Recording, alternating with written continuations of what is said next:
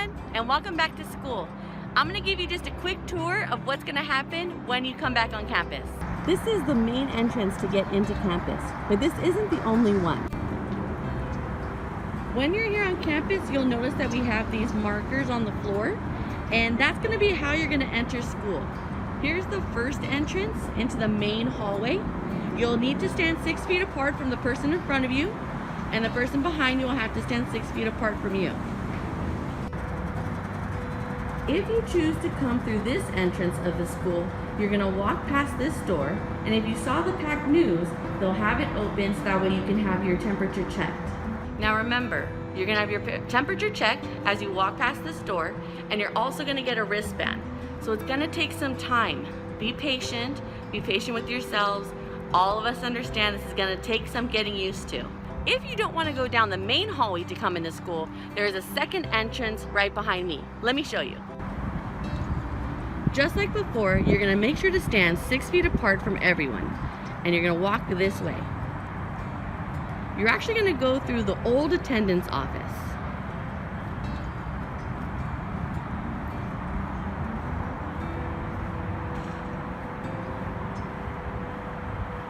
For this second checkpoint, you're actually going to go in through this first door, have your temperature checked, come out through the other door, and then they will have you go to this side of the school.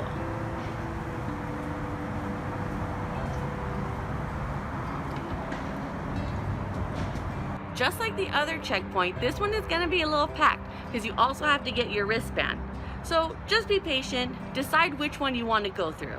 If you're late to school and none of the checkpoints are open, you're going to need to go to the front office in order to get your wristband and have your temperature checked.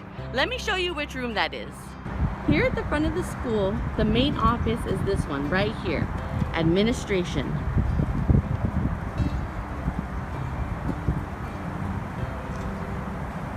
If you are late to school, you'll have to have your temperature checked and your wristband picked up through here. My classroom is all the way at the end of this hall. Come on, I'll show you what room. What you'll notice on the floor is we have some arrows. That's the way you're supposed to walk, in that direction.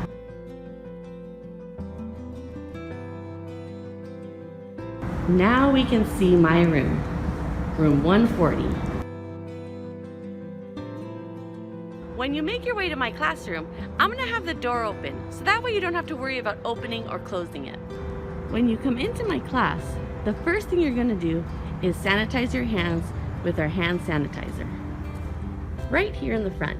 To use it, you're simply going to go and put your hand underneath the pump and then step on the pedal.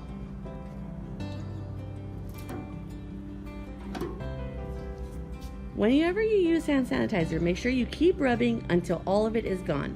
After you sanitize your hands, you'll come inside the rest of the classroom. Now I'm still setting up, but what you'll notice is that each person's place will have these plastic partitions. Because we'll be sanitizing between classes, you may come to class and notice that your seat and table might be a little wet. That is perfectly okay. My classroom is one of the few classrooms that comes equipped with a sink. And we also have a paper towel dispenser. If your seat and your table are still wet from being cleaned, you can go ahead and grab some paper towels and dry off your area so that way you can sit there. At each table and each spot, you also will have one of these hooks to hang your backpack. I'm going to be moving them over so that way they're not directly in the middle and you can have your backpack on the side of you. When it's time to clean up, I'm going to have each of you spray your area with disinfectant. This is the bottle that we're going to be using in our class. All you have to do is spray the tables, the hook, and your seat. You can also spray the plastic partition if you want, but it's not necessary. For my classes, they'll be pretty much what we've been doing now. It's just what will be different is some students will be here at school, while some students will be there at home. How it's going to work is on Mondays and Thursdays, Group A, Cohort A, will be here in class. And while they're here in class, Cohort B and Cohort C will be following along on Zoom. Everyone will be doing the same project at the same time just like we've been doing before. The difference really is that some students will be here and some students will be at home. Everyone has class every day for every period, from first to sixth period. How it works now that we're hybrid, for instance, on Monday, Cohort A will come to school and go to all of their classes, first to sixth period. When they're in school, Cohort B and C will be online like how we've been this whole time. It'll be like a normal class day, except that you guys are separated, but we'll be teaching at the same time. So when I'm teaching A, Cohort B and C will also be following along with me, just as if we were online. While you're on campus, you have to always wear your mask. I know this is going to be tough, and it's going to take some getting used to. One thing that always helps me is the mask would always hurt behind my ears. So what I did, I bought this mask extender. It helps the mask pull a little bit away, so that way it's not hurting my ears as much. But you will have to wear it all class period in class and when you're outside. Basically, the only time you take your mask off is to eat, and once you put the food in your mouth, once you finish eating, you put your mask back on. Since we have two groups that are coming to campus and then going back home, you're going to always keep your supplies in your baggie. Every time you come to campus, just as if you were bringing a textbook, you're going to bring your bag of supplies with you. At the end of class, you'll pack everything back inside your bag and put it in your backpack. In my class, if you need to use the restroom and you're here on campus, you'll just have to let me know and then go ahead and go to the restroom.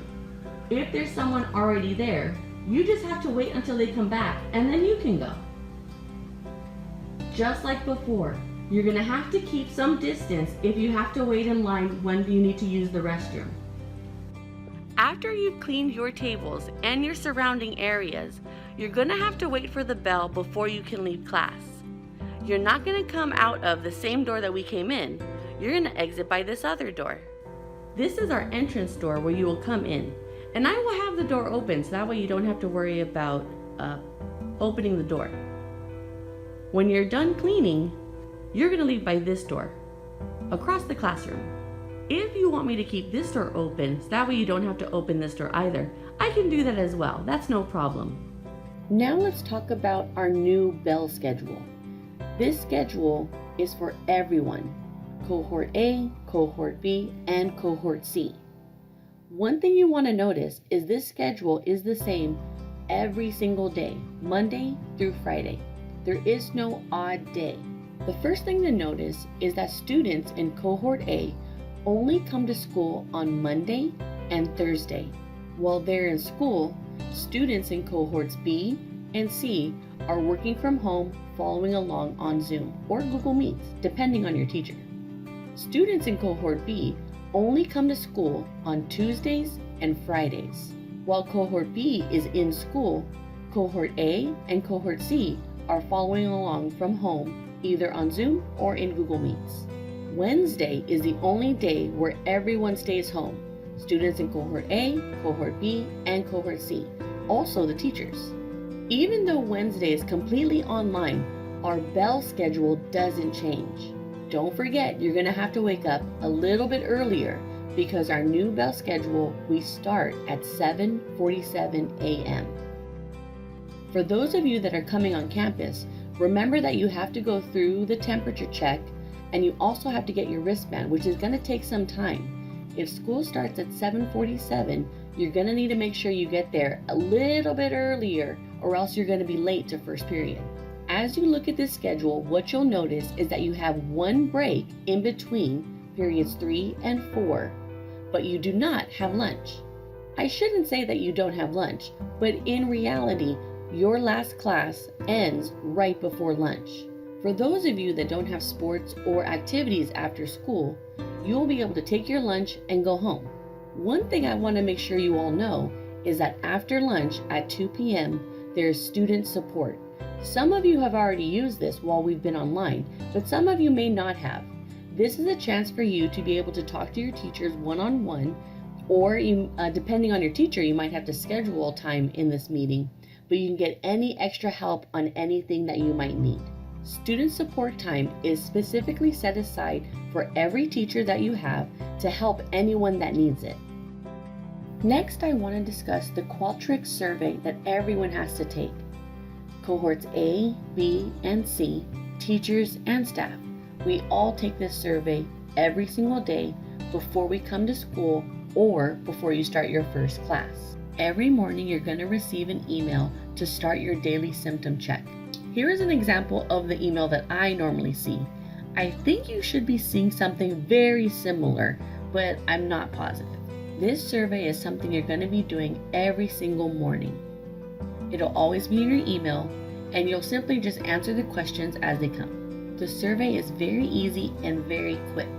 You'll just be answering a few questions about whether you're coming on campus or not, and how you are feeling health-wise.